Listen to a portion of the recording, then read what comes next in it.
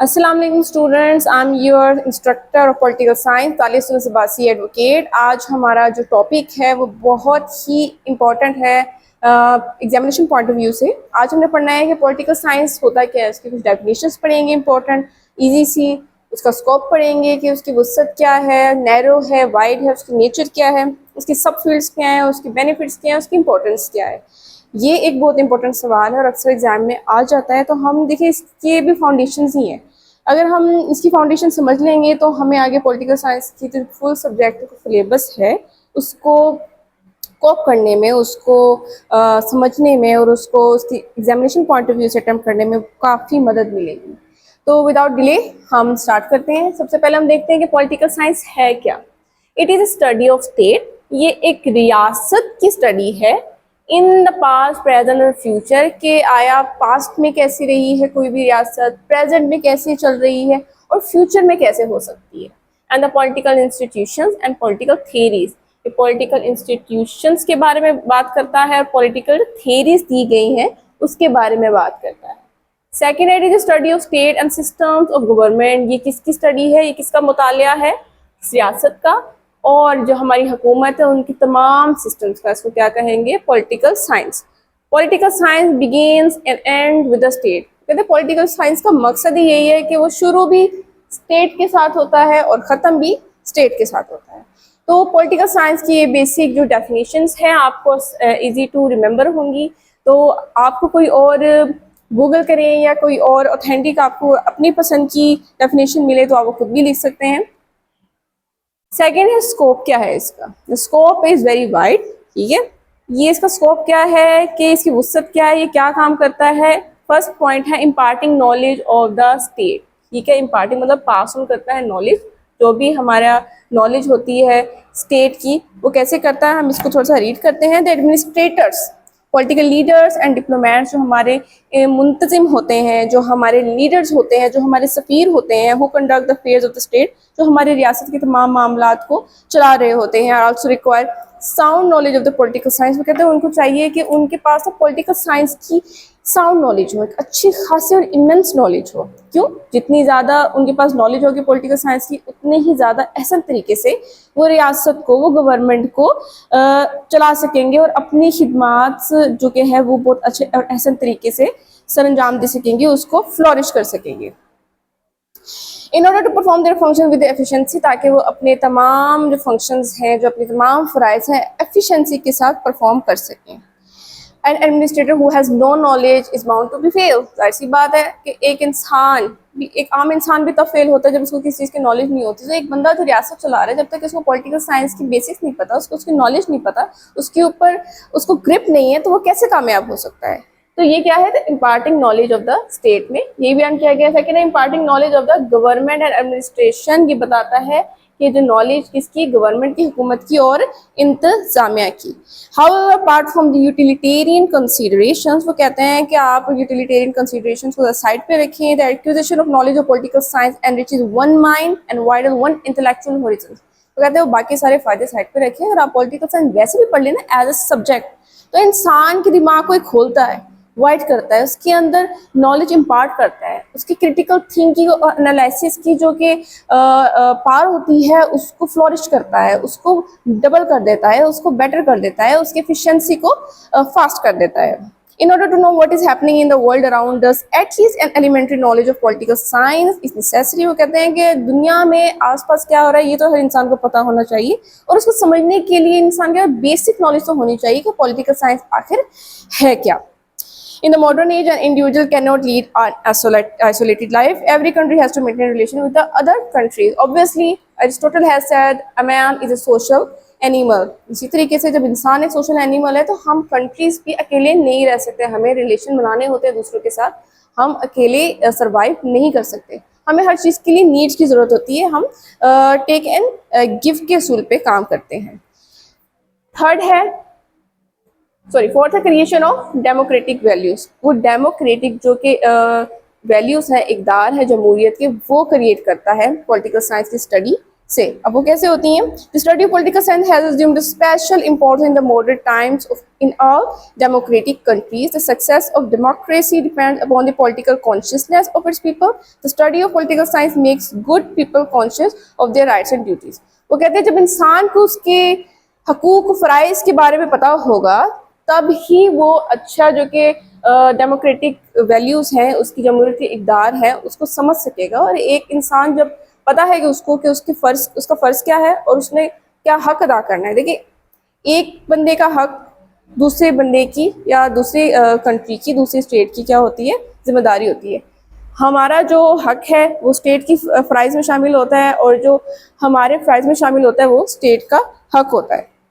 फिर है creation of good citizenship. अगर हम स्टडी करेंगे पॉलिटिकल साइंस के बारे में, जाहिर सी बात है हमें नॉलेज आएगी तो हम क्या क्रिएट करेंगे? एक अच्छा सिटीजनशिप। क्यों? क्योंकि एक पॉलिटिकल साइंस जब हम स्टडी करेंगे कि स्टेट में किस तरह के फंक्शंस होने चाहिए, किस तरह के लॉज होने चाहिए, किस तरह के तौर अतवार होने चाहिए, तो सिटीजन्स और सोशल लाइफ है वो भी बेहतर होगी। तो यहाँ लिखा हुआ है the study of political science is valuable for creating good citizenship and securing unity of the nation. Unity पैदा होती है इससे, जाहिर सी बात है। It makes citizen conscious and national. Political science teaches lesson and virtues of good citizenship. वो कहते हैं कि पॉलिटिकल साइंस तालीम देता है टॉलरेंस की भी, सिटीजनशिप की भी, यूनिटी की भी, हारमोनी की भी। तो इससे क्या पैदा होंगे? गुड सिटीजन पैदा होंगे। सिक्स्थ हम है पढ़ेंगे lesson of cooperation and toleration. Political science हमें सिखाता है कि बर्दाश्त कैसे करें दूसरों की बातों को, दूसरों की सिचुएशन, एक दूसरे की सिचुएशन को, जो आसपास हो रहा होता है उस चीज़ को सुने। कोऑपरेशन सिखाता है कि एक ग्रुप है, जाहिर सी बात है हर एक ग्रुप में हर कोई एक जैसा नहीं सोच सकता, different thoughts, different values, different analysis. तो ये चीज़ आपको सिखाता है कि आपने कैसे टॉलरेट करना है दूसरों की बातों का, इवन इफ आप उससे एग्री कर रहे हैं, नहीं कर रहे हैं, उस चीज़ को आपने कोऑपरेशन की तरफ लेके जाना है कि हमने कोई ऐसा रास्ता निकालना है जिसमें कोऑपरेशन बहुत प्रोमिनेंट जाहिर हो। तो ये पॉलिटिकल साइंस का ये काम। फिर पॉलिटिकल बिहेवियर। पॉलिटिकल बिहेवियर जाहिर सी बात है ये स्टडी है किसकी? स्टेट की, पॉलिटिकल इंस्टीट्यूशंस की। तो पॉलिटिकल बिहेवियर को भी बड़ा एनरिच करता है, बहुत अच्छे तरीके से इसको ग्रूम करता है। क्यों? क्योंकि वो पास्ट, प्रेजेंट एंड फ्यूचर की सारी चीज़ों को अच्छी तरीके से स्टडी करता है, इसकी थेरीज को स्टडी करता है और एनालिसिस करता है। और इसके अलावा जब एनालिसिस कर लेता है तो क्या होता है कि आप बेहतरी की तरफ जाते हो कि आपने एटलीस्ट स्टेप कौन सा लेना है रिगार्डिंग द प्रोग्रेस। अगर आप चाहते हैं कि आपकी एक स्टेट आइडियल स्टेट बने, वेल्थी स्टेट बने, तो आप क्या करते हैं? आप स्टेप्स लेते हैं। या आप ये चाहते हैं कि आप किसी इश्यूज़ में पढ़ सकते हैं तो आप क्या लेते हैं? प्रिकॉशनरी मेजर्स लेते हैं। प्रिकॉशनरी मेजर्स आप तब लेते हैं जब आपको पता होता है कि इमिनेंट जो कि ख़तरा है, डेंजर है, वो आने वाला है। और वो कैसे होता है? वो आप नॉलेज से हासिल करते हैं।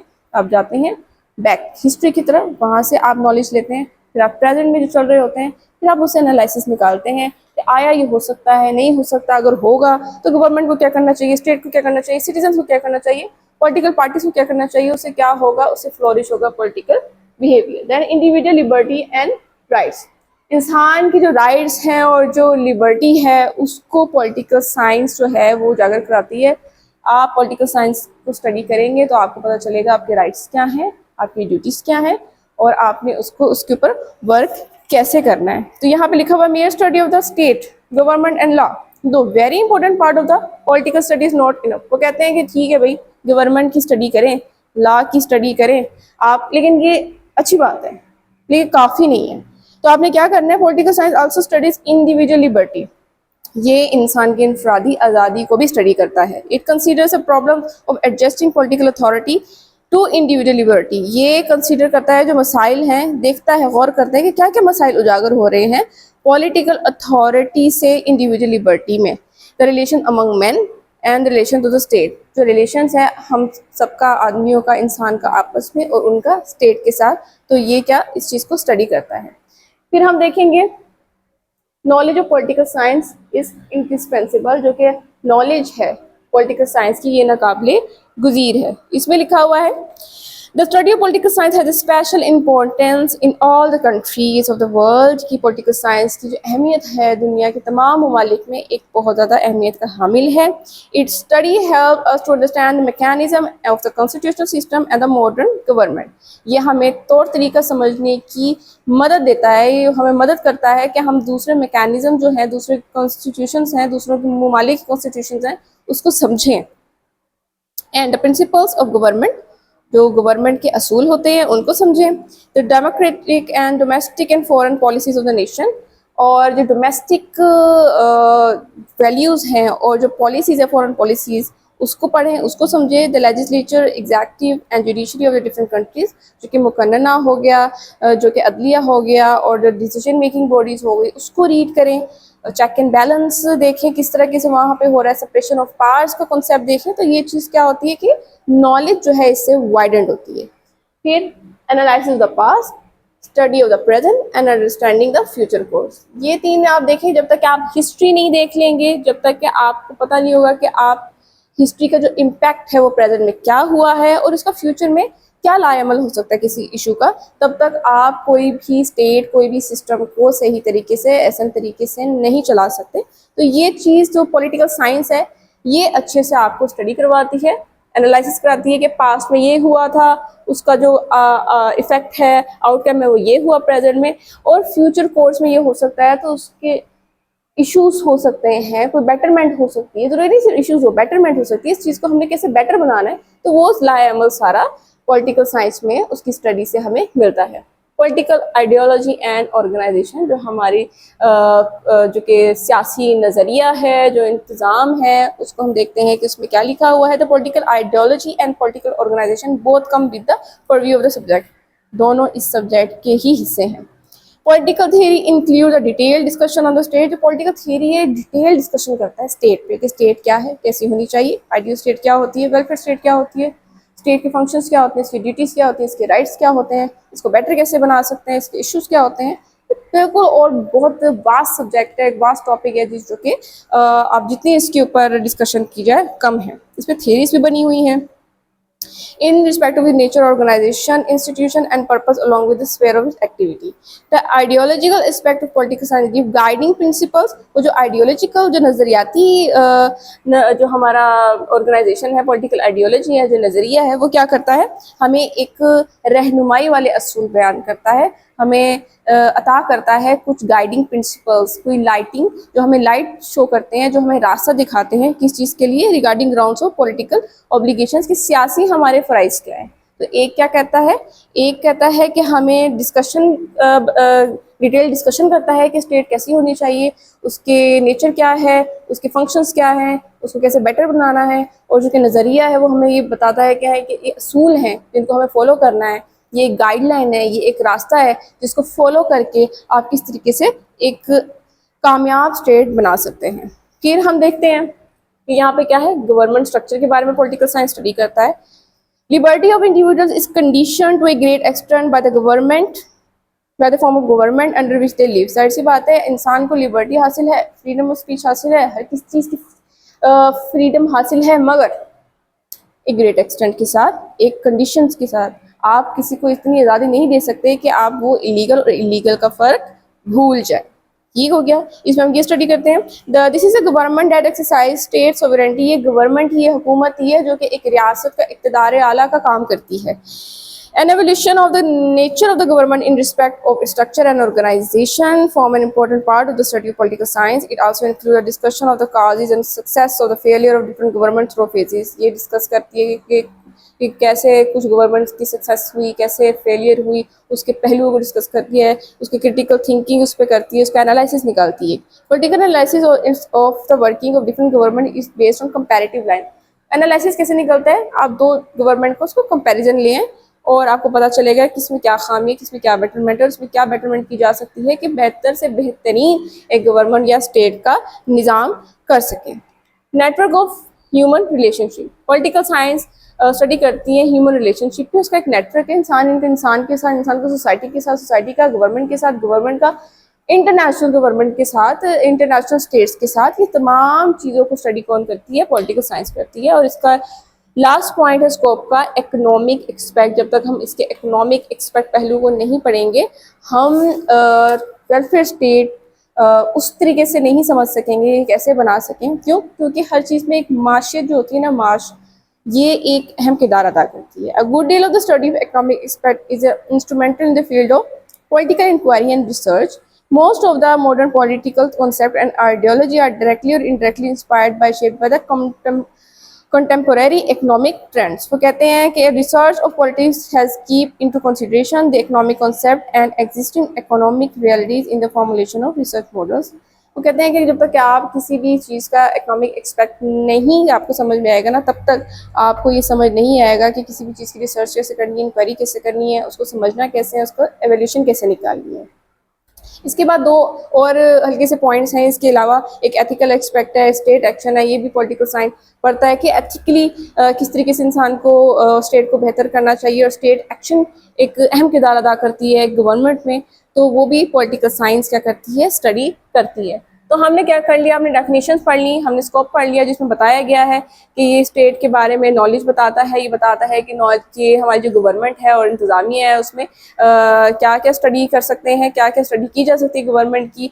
ये दुनिया के बारे में नॉलेज बताता है, ये डेमोक्रेटिक वैल्यूज़ के बारे में नॉलेज बताता है, एक अच्छा सिटीजन कैसे बन सकता है उसके बारे में, कॉपरेशन टॉलरेंस बताता है, पॉलिटिकल बिहेवियर को बेहतर कैसे बनाना है ये बताता है, इंडिविजुअल राइट्स एंड लिबर्टीज़ के बारे में बताता है। हमें नॉलेज बताता है कि पॉलिटिकल साइंस की इंडिस्पेंसेबल है, इसको हासिल करना कितना ज़रूरी है। इंसान के जो दिमाग है उसको कैसे वो वाइडन कर सकता है। पास्ट का एनालाइज करेंगे आप, प्रेजेंट का करेंगे, देन फ्यूचर में आप कोई ना कोई एक पॉजिटिव या नेगेटिव एक एनालिसिस निकाल के बेटरमेंट की तरफ जा सकते हैं। ये बताता है पॉलिटिकल आइडियोलॉजी एंड ऑर्गेनाइजेशन के बारे में बताता है। गवर्नमेंट का स्ट्रक्चर कितना अच्छा हो सकता है, वो कैसे हो सकता है, कंपैरिजन से हो सकता है। नेटवर्क जो है ह्यूमन रिलेशनशिप का, चाहे इंसान के साथ हो, गवर्नमेंट का दूसरी गवर्नमेंट के साथ हो, या इंटरनेशनल अफेयर्स का हो। और इकोनॉमिक इम्पैक्ट, इसके अलावा एथिकल एंड स्टेट का जो कि एक्शन है उसके बारे में भी रीड कर सकता है। आई होप ये चीज़ आपको समझ में आ गई होगी कि इसका स्कोप बहुत वाइड है, और इसके साथ साथ बहुत से थियरीज भी हैं जिसको रीड करके काफ़ी फ़ायदा मिल सकता है कि गवर्नमेंट को कैसे स्टडी किया जाए। नेचर क्या है इसकी? Nature as a discipline, discipline को हम एक तरह का कह सकते हैं कि इसकी ब्रांचेस एंड न्यू डायमेंशंस, और इसे कैसे नए नज़रिए हम बयान कर सकते हैं। तो डिसिप्लिन में जिसमें फील्ड ऑफ स्टडी या ब्रांचेस भी हम जिसको कहते हैं।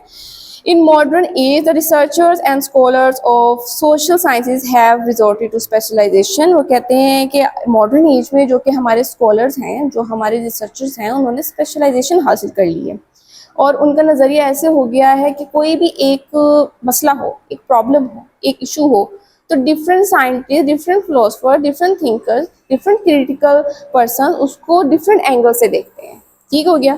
और उसके डायमेंशंस डिफरेंट तरीके से देखते हैं, उसका डिफरेंट मैथोडोलॉजी को यूज़ करके एक अलग थ्योरी, एक अलग हाइपोथेसिस को पेश करते हैं। A single issue of the social life for instance has now become a concern of difficult of different social scientists who look at it from different angles, and thus every social science considers same issue which is social but from the specific angle and suggests remedies। वो कहते हैं फिर उसको हर, जैसे मैंने आपको बताया कि एक इशू हो गया उसको डिफरेंट एंगल से देखते हैं, उसके हाइपोथेसिस वगैरह एनालिसिस करने के बाद उसका जो इशू का फिर जो प्रॉब्लम है, वो जो इशू है उसको देखकर वो क्या करते हैं, रेमेडीज बताते हैं, उसकी प्रिकॉशनरी मेजर्स बताते हैं, और बताते हैं इसको हल कैसे करना है। The field of specialization however have been evolved with in each discipline making numerous branches and sub branches division. कहते हैं इसकी भी ब्रांचेस और सब ब्रांचेस बन चुकी हैं। ठीक हो गया? New dimension at present the subject of political science have been developed into a popular field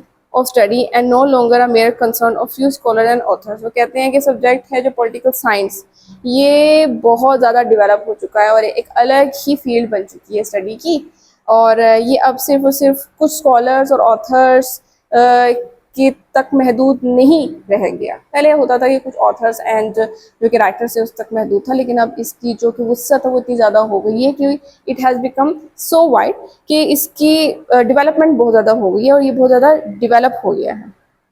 The development of popular trends in politics and spread in democratic ideals have contributed a lot in making this branch of knowledge attractive to common people। तो development हुई है, उसकी knowledge सबको बयान हुई है, तो common लोगों को भी इस चीज़ ने अट्रैक्ट किया है, उनकी भी अंडरस्टैंडिंग हुई है काफ़ी। Shifting trend in the study and research है brought drastic change in the content. अब ट्रेंड चेंज हुआ ना, उन्होंने स्टडी करना स्टार्ट कर दी, रिसर्च करना स्टार्ट कर दिया, एनालिसिस करना स्टार्ट कर दिया, तो ये क्या हुआ, एक ड्रास्टिक चेंज आया ट्रेंड में स्टडी का और रिसर्च करने का। फिर क्या होता था कि लास्ट के पहले जो कि अनफ्रूटफुल फिलोसफर होते थे, स्टैग्नेंट थॉट्स होती थी, बाकी स्पेकुलेटिव प्रपोजिशंस होती थी, उनको क्या कर दिया, उनको नलीफाई कर दिया गया, उनको रिसीव कर दिया गया, उनको ख़त्म कर दिया गया। और फिर इसको किसने रिप्लेस किया, पॉलिटिकल डायनामिक्स में। इन द कंटेम्पोरेरी यानी present political discussion such topics as political parties, public opinion, pressure politics, legislative behavior and regional studies, voting behavior, etc. has gained more prominence in this area. These are variables that have stronger imprint on the working of the present day politics. Major objective of political science is to develop such ideas and concepts as can suit democratic ideals and foster supportive political values. इनमें ये बताया गया है कि आज का जो discussion है उसमें public opinion, pressure politics, legislative behaviour के बारे में ज़्यादा बताया गया है। और इसका मेन जो ऑब्जेक्टिव है वो है ही कि इन्होंने क्या करना है, इन आइडियाज़ को इतना बेहतर बनाना है कि ये डेमोक्रेटिक आइडियल्स और जो पॉलिटिकल वैल्यूज़ को जो कि प्रमोट करते हैं उसमें क्या करना है, उन्होंने डेवलपमेंट लानी है, उसमें इनको ज़्यादा बेहतर करना है। तो नेचर में डिसिप्लिन में बताया गया है कि जनाब के जो कि रिसर्चर्स हैं, जो कि थिंकर्स हैं, उनने क्या किया है, उन्होंने इस चीज़ को स्पेशलाइजेशन कर लिया। इस पर कोई भी एक इशू होता है उसको अच्छे से एनालाइज करते हैं डिफरेंट एंगल से, और उसका फिर कोई इशू होता है उसको फिर एक रेमेडी बताते हैं, सोल्यूशन बताते हैं। इसके अलावा इसकी ब्रांचेस, सब ब्रांचेस बन चुकी हैं, जबकि न्यू डायमेंशंस में बताया गया कि न्यू डायमेंशंस आ चुके हैं पॉलिटिकल साइंस के। और लोगों ने एक ट्रेंड चेंज हुआ है कि लोग को एक जो कि होता है ना कि चंद लोगों के घर का एक इशू बन गया था कि पॉलिटिकल साइंस शायद वही पढ़ सकते हैं, रिसर्च वही कर सकते हैं, लेकिन नहीं, जब डेवलपमेंट हुई तो ट्रेंड चेंज हुआ, लोगों ने रिसर्च की और लोगों ने इसके ऊपर एनालिसिस करना स्टार्ट किया। तो फिर क्या हुआ, फिर प्रोमिनेंस सक्सेस मिली। और जब बिहेवियर को स्टडी किया गया, रीजनल एरिया को स्टडी किया गया, कोई लेजिस्लेटिव बिहेवियर को किया गया, एडमिनिस्ट्रेटिव बिहेवियर को किया गया, स्टेट के फंक्शंस को किया गया, पॉलिटिकल पार्टीज को किया गया, सॉवरेनिटी को किया गया, वोटिंग बिहेवियर को किया गया, इन तमाम चीज़ों को किया गया। तो क्या हुआ, इन्होंने एक अहम किरदार अदा किया जो कि डेमोक्रेटिक कॉन्सेप्ट, डेमोक्रेटिक आइडियल्स को और पॉलिटिकल जो वैल्यूज़ को डेवलप करते हैं उसकी राह में बहुत अहम और मुस्बत जो कि किरदार है और जो राहें हैं उनको हमवार किया। तो हमने ये क्या किया, आज पढ़ा क्या, नेचर में डिसिप्लिन एंड न्यू डायमेंशंस बताए गए, किस तरीके से पॉलिटिकल साइंस ने न्यू डायमेंशंस बना ली हैं, ट्रेंड चेंज हुआ है इसके बाद, और ट्रेंड चेंज करने के बाद किस तरह से डेमोक्रेटिक वैल्यूज़ को बेहतर किया गया है और उन्होंने किस तरह से हेल्प की है एक आइडियल स्टेट बनाने में, उसको एक अच्छा सा वेलफेयर काम कराने में।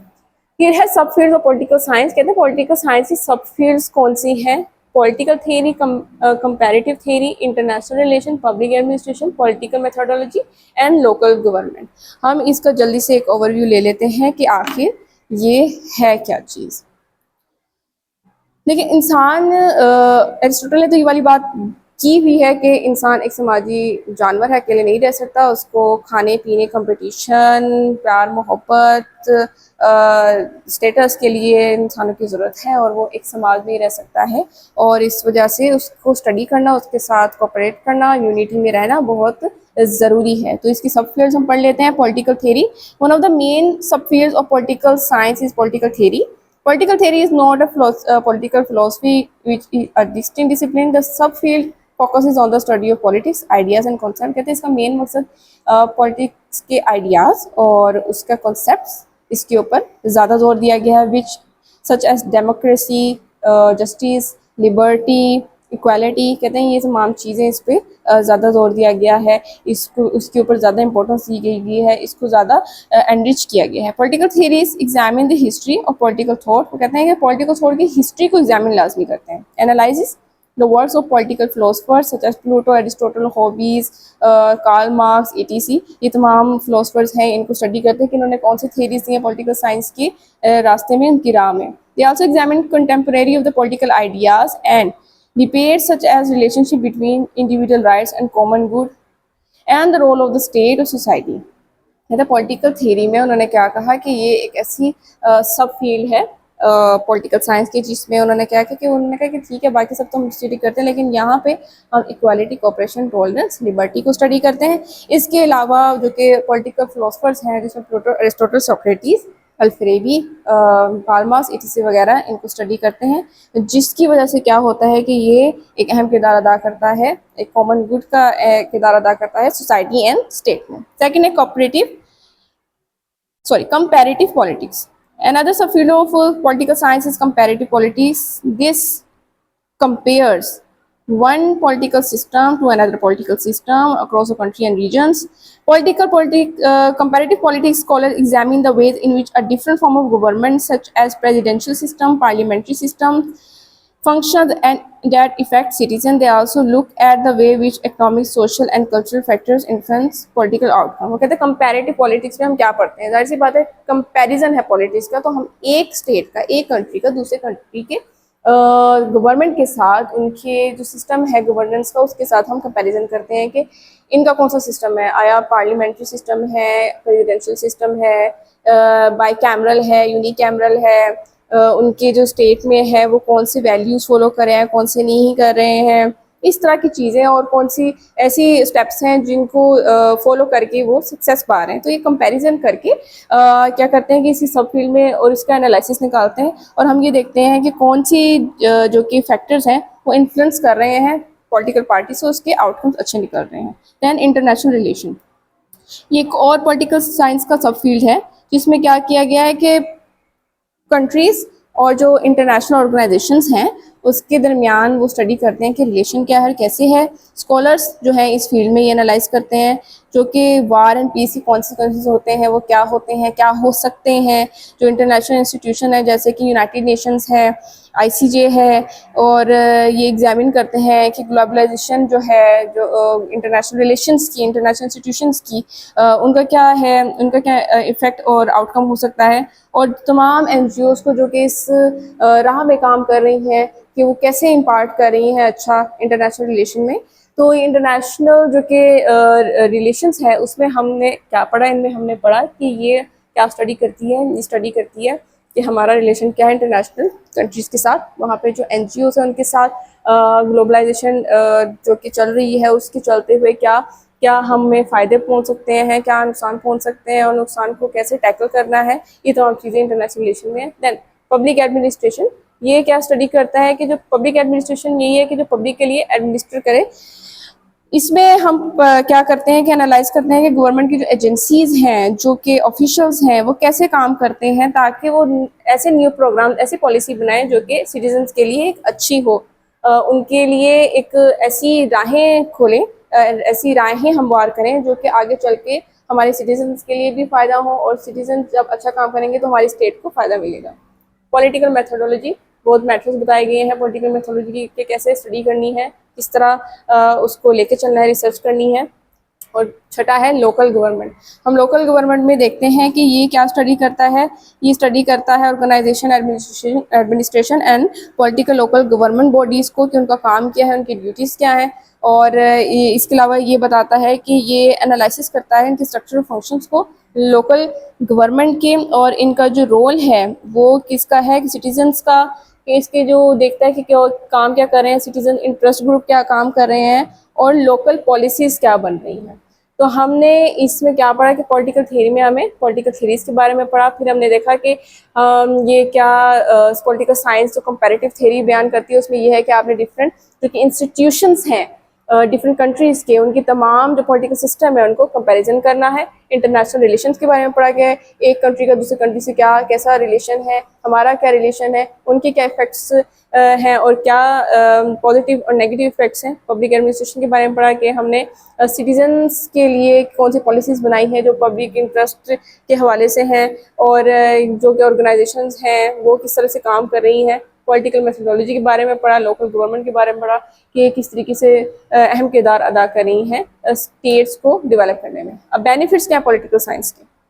सक्सेस ऑफ डेमोक्रेसी, जाहिर सी बात है democracy is the best event, कि जहाँ पे जमहूरियत होगी तो वो स्टेट भी सक्सेसफुल होगा। पॉलिटिकल कॉन्शियसनेस, आपको पॉलिटिकल अवेयरनेस आ जाती है। जब आपके पास नॉलेज होता है ना तब आपके पास कॉन्फिडेंस होता है, और एटलीस्ट आपको इतना एलिमेंट्री सा बेसिक नॉलेज होना चाहिए कि आपको पता हो कि आपकी स्टेट क्या है, स्टेट के आपके राइट्स क्या हैं, ड्यूटीज़ क्या हैं, उनके फंक्शंस क्या हैं, और कोई इशू आ जाए उनको टैकल कैसे करना है। फिर हम ये है कि इस पॉलिटिकल साइंस को पढ़ने का बेनिफिट ये है कि आपको अपने पता चलता है कि राइट्स क्या है और आप अपने राइट्स को कैसे प्रोटेक्ट कर सकते हैं। इसका दूसरा बेनिफिट ये है कि प्रमोशन ऑफ नॉलेज। जाहिर सी बात है कि आपका जो नॉलेज, जब आप कुछ भी नहीं आपने इससे काम लेना, लेकिन अगर आप नॉलेज से इस्तेफादा हासिल नहीं कर सकते तो आपका वाइडन होता है, माइंड वाइडन होता है, आपकी इंसाइट वाइडन होती है, आप क्रिटिकल एनालिसिस कर सकते हैं, आप सही और गलत का मतलब समझ सकते हैं। पॉलिटिकल ट्रेनिंग, पॉलिटिकल साइंस ऐसी बातें पढ़ेंगे, ये है ही इंस्टीट्यूशंस के बारे में, ये है ही गवर्नमेंट के बारे में, ये है ही पॉलिटिकल पार्टीज के बारे में, ये गवर्नमेंट के बारे में, ये उनकी पॉलिसीज के बारे में, ये नेशन के बारे में, लेजिटिमेसी ऑफ स्टेट के बारे में, आइडियल स्टेट के बारे में, सॉवरेंटी के बारे में, ये तमाम चीज़ें हैं इस बारे में। तो इससे पॉलिटिकल ट्रेनिंग भी हो जाती है अपने आप। इम्प्रूवमेंट इन पॉलिटिकल बिहेवियर, जब आप पॉलिटिकल साइंस पढ़ेंगे तो आपको सही और गलत का मतलब पता चलेगा, कौन सी चीज़ें ठीक हैं, कौन सी नहीं है, किस में प्रॉब्लम है, कौन प्रॉब्लम सॉल्विंग है, किस में यूनिटी का इजहार करना है, किस में कोऑपरेशन करना है, किस में आपने अपने लिए स्टेप लेना है। तो क्या होगा, इम्प्रूवमेंट होगा पॉलिटिकल बिहेवियर में। इम्पोर्टेंस, ये थे बेनिफिट्स, ठीक है, ये फ़ायदे थे कि ये फ़ायदे हैं कि हमें जमहूरियत में कामयाबी मिलेगी, हमें पॉलिटिकली तौर पे एक आगाही मिलेगी, हमें पता चलेगा हमारे राइट्स के प्रोटेक्शन में, हमें प्रोटेक्ट करना जानते रहेंगे कि हमने कैसे राइट्स को प्रोटेक्ट करना है। प्रमोशन होगी नॉलेज की कि नॉलेज गेन करना चाहिए, पॉलिटिकल ट्रेनिंग हो जाती है अपने आप, और जो पॉलिटिकल बिहेवियर है वो भी अपने आप इम्प्रूव हो जाता है। अब अहमियत क्या है कि इस पॉलिटिकल साइंस की अहमियत क्या है, तो study political thoughts and ideas of great thinker, कि हमें ये एक मौका मिलता है कि हम ग्रेट थिंकर्स के आइडियाज़ को पढ़ें कि उन्होंने ऐसे क्या कॉन्सेप्ट, ऐसे क्या थीरीज थी, कि आखिर पॉलिटिकल साइंस है क्या, इसकी इंपॉर्टेंस क्या है, इसके एडवांटेजेस एंड डिसएडवांटेजेस क्या हैं, और ये कैसे एक अपना एक असर छोड़ सकता है फ्यूचर में, और पास्ट में क्या था, ये तमाम हम पढ़ सकते हैं। कैसे, अगर हम पॉलिटिकल साइंस पढ़ें तो जो थॉट्स हैं, जो आइडियाज़ हैं, जो क्रिटिकल एनालिसिस हैं ग्रेट थिंकर्स फिलोसफर्स। फिर to understand the current political problem and find solutions, कि हम पॉलिटिकल साइंस पढ़ेंगे तो हमें पता चलेगा करंट इश्यूज क्या हैं। जब करंट इश्यूज हमें पता चल जाएंगे तो हम मजीद रीड करेंगे तो हमें पता चलेगा कि उस प्रॉब्लम को सॉल्व कैसे करना है। Make people aware of their rights and duties, ये हमारा ये एक बहुत अहमियत का हामिल है। ये हमने अपने बेनिफिट्स में भी पढ़ा था कि ये बहुत अहम किरदार अदा करता है कि जब हमें पता चलेगा हमारे राइट्स क्या हैं और हमारी ड्यूटीज़ क्या हैं, तो हम अच्छे तरीके से, एक ऐसा तरीके से आगे स्टेप ले सकते हैं अगर वायलेशन हो रही है हमारी किसी भी राइट्स की। टू अंडरस्टैंड करंट ट्रेंड्स, हमें पता चल जाएगा कि करंट ट्रेंड किस तरफ जा रहा है, जहाँ पे करंट ट्रेंड जा रहा होता है वहाँ उस तरीके से हमें सोसाइटी के साथ चलने में बहुत हेल्प मिलती है। It makes people active and arouse a spirit of tolerance and cooperation and adjustment, ये इंसान को विजिलेंट बनाता है, काफ़ी ज़्यादा एक्टिव बनाता है, ये अवेयर करता है हर चीज़ के बारे में, ये कोऑपरेशन सिखाता है, कैसे आपने तावन करना है, लोगों के साथ एडजस्ट करना सिखाना है, और आपको हार्ड होने की ज़रूरत नहीं है, आपको अनफ्लेक्सिबल होने की ज़रूरत नहीं है। आपकी नेचर और आपकी पर्सनैलिटी ऐसी होनी चाहिए कि आप फ्लेक्सिबिलिटी की तरफ जाएँ। आपको इशू हो, लोगों को इशू हो, एक ग्रुप में बैठे हुए हो, कोई एक डिस्कशन चल रही हो या कोई मसला आ गया है, उसको टैकल करना हो, तो एक ग्रुप में डिफरेंट टाइप के लोग होते हैं, तो आप कोऑपरेशन, अगर आप यूनिटी और अगर आप फ्लेक्सिबिलिटी से चलेंगे तो उस मसले को आप अहसन तरीके से हल कर सकते हैं। और फ़ायदा क्या होगा, स्टेट को होगा, फ़ायदा क्या होगा, सिटीजन्स को होगा, सोसाइटी को होगा। Analyse political parties and groups, हम पॉलिटिकल साइंस की जब स्टडी करते हैं, हम एनालाइज करते हैं बड़े ही ब्रीफ और बड़े ही ब्रीफ तरीके से भी करते हैं, और हम वेल डिस्कस तरीके से भी करते हैं कि पॉलिटिकल पार्टीज क्या हैं, लोग डिफरेंट पॉलिटिकल साइंस कैसे वर्क कर रही हैं, डिफरेंट पॉलिटिकल साइंस के ग्रुप्स कौन से हैं, वो कैसे वर्क कर रहे हैं, तो हमें एक अंडरस्टैंडिंग डेवलप होती है। हेल्प टू फॉर्म ओपिनियन, जब हमारे पास नॉलेज होता है ना, प्रेजेंट का, पास्ट का, डिफरेंट थेरीज का, हम कंपैरिजन कर रहे होते हैं कि मुल्क में क्या चल रहा है, दूसरे कंट्रीज में क्या चल रहा है, इंटरनेशनल रिलेशन कैसे हैं, पब्लिक ओपिनियन क्या है, ट्रेंड किस चीज़ का चल रहा है, तो आपका अपने आप ही एक ओपिनियन डेवलप हो जाता है। आप अपने आप ही क्रिएटिव थिंकिंग की तरफ चले जाते हैं, एक क्रिटिकल थिंकिंग की तरफ चले जाते हैं, और आपका अपना एक व्यू बनता है, आप अपना इजहार राय करते हैं, अपने ओपिनियन पेश करते हैं। तो इससे क्या हो गया कि आपके पास जब नॉलेज आएगी तो आपका जो कि माइंड है वो, उसकी एफिशिएंसी बहुत फाइन हो जाएगी, और आप क्या करने लग जाएंगे, आप ओपिनियन बनाने लग जाएंगे अपनी, जो कि बहुत अच्छी बात। Protection of liberty, political science की स्टडी से आपको पता चलता है कि आपने कैसे प्रोटेक्ट करना है लिबर्टी को। It prevents to misuse power of government, ये बचाता है, आपको पता चलना चाहिए कि गवर्नमेंट के क्या फंक्शंस है, उसके क्या राइट्स और ड्यूटीज़ हैं। अगर कोई मिसयूज हो रहा है गवर्नमेंट के पार्ट्स का, then you have to take steps. Improve the quality of government, आप कर ही पॉलिटिकल साइंस की स्टडी इसलिए रहे हैं ताकि आप इम्प्रूव करें एफिशिएंसी गवर्नमेंट की, स्टेटमैनशिप की, एडमिनिस्ट्रेटर्स की, जो कि 3 पिलर्स ऑफ सोसाइटी हैं उनकी। तो जब आप स्टडी करेंगे तो ऑब्वियसली ये मदद करता है कि आप क्या हो, गवर्नमेंट के जो कि क्वालिटी है उसको इम्प्रूव कर सकें। Sorry, provide knowledge and liberalises human outlook, ये क्या करता है, नॉलेज को प्रोवाइड करता है और इंसान की आउटलुक होता है, नज़रिए को, उसको लिबराइज करता है, उसको एक रास्ता देता है कि वो उसको बेटर तरीके से सोच सके, वाइडन करता है माइंड को। Strengthening democratic values and awareness, ये मजबूत करता है जो कि हमारे डेमोक्रेटिक इक़दार होते हैं, जमहूरी इक़दार होते हैं और आगाही होती है, उसको क्या करता है और मजबूत करता है, उसको और जोड़ता है, उसको और स्टिफ करता है, उसको और ऐसा बना देता है जो कि अनब्रेकेबल होते हैं। Understanding political decision making process, और ये पॉलिटिकल डिसीजन मेकिंग जो प्रोसेस होता है ना, ये क्रिटिकल होता है, obviously it's not easy, it's difficult. उस चीज़ को अंडरस्टैंड करने के लिए आपके पास जब तक कि प्रॉपर नॉलेज नहीं होगी, प्रॉपर राइट नॉलेज नहीं होगी, तब तक आप उसको नहीं समझ सकते। जब आप अच्छी तरीके से पॉलिटिकल साइंस की स्टडी कर लेते हैं, and you will be aware and you should be aware कि कैसे पॉलिटिकल डिसीजन मेकिंग प्रोसेस होता है। नेक्स्ट है improvement of political behaviour. Obviously जब पॉलिटिकल साइंस आप पढ़ लेंगे तो आप पॉलिटिकल बिहेवियर भी पढ़ लेंगे कि उस कैसे ठीक कर सकते हैं, क्योंकि जब आपको पता है कि what is the right and what is the wrong, then it's very easy to choose what is the right and you should and bound to follow the right things accordingly. So students, आज का हमारा जो topic था वो बहुत ही ज़्यादा important भी topic था और बहुत ज़्यादा डाइवर्स था कि हमने पढ़ा पहले डेफिनेशन, फिर हमने पढ़ा इसकी स्कोप क्या है, फिर पढ़ा हमने इसकी नेचर क्या है, फिर हमने इसके कुछ बेनिफिट्स पढ़े, फिर हमने इसकी कुछ इंपॉर्टेंस पढ़े, इसके साथ सब फील्ड्स पढ़ी। तो ये एक असाइनमेंट है प्रॉपर तरीके की, आपका सवाल आ सकता है बड़े अच्छे कॉम्पैक्ट तरीके का, what is political science, define its scope, sub fields and nature, and also give some points and importance of political science. तो आपने अच्छे से समझ लिया, पढ़ लिया, और एनी कोई सवाल हो दिमाग में, कोई क्वेरीज हो, देन यू कैन आस्क। इंशाल्लाह अब हम मिलेंगे नेक्स्ट सेशन में, नेक्स्ट टॉपिक में, नेक्स्ट लेक्चर में। टिल देन अच्छे से पढ़े हैं। अल्लाह ताला आपको अपने ज़ुबान में रखे। अल्लाह।